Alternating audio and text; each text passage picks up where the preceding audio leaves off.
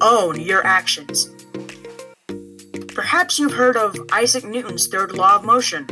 For every action, there's an equal and opposite reaction. In science, this explains how forces interact. But this is also true to some degree in the actions we take. Every action or decision we make has a consequence. Some actions have positive consequences, like if you study for a test, you are more likely to do better on the test than you would without studying. Some actions have negative consequences, like if you decide to play video games instead of studying for the test, you might not do as well on the test as you would have liked to. Every day we make decisions about what to do and how to act.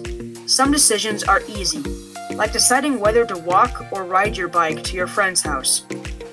Some decisions are harder, like whether to tell the truth, even when it means you get into trouble, or lie to try to keep yourself out of trouble.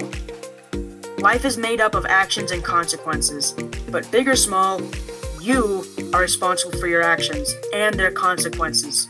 Hey, it's easy to want to put the blame on someone or something else when a consequence is negative. You know, like when you fail a test.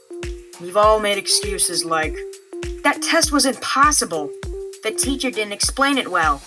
I had to babysit and had no time to study. There is no quiet place to study in my house." But instead of making excuses and blaming others, it's important to take control of your life and become empowered to own your consequences, positive and negative. Let's take a look at some strategies to own your consequences.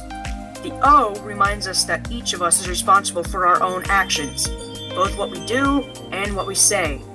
To own our consequences, we have to begin by owning our actions and understanding that every action has a consequence. The W reminds us to work to make the problem right. If we made a mistake, we need to start by admitting the mistake, and then take responsibility for fixing it. If you made a mess, clean it up. If you hurt someone's feelings, acknowledge that you hurt their feelings by saying sorry and learning from your mistake. Think about how your action led you to the problem. Ask yourself, what would you do differently next time? The N reminds us to nix the blame and excuses. Instead of shifting the blame to others, take responsibility to change your actions to get the consequences you want. We all mess up and make mistakes, but when we do, it is important to own our actions and our consequences.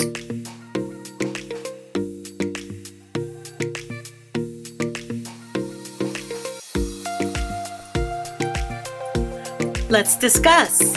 What are consequences? What does it mean to own your actions? How can you own your consequences? What does it mean to nix the blame and excuses? Tell about a time you made a mistake and then you made it right.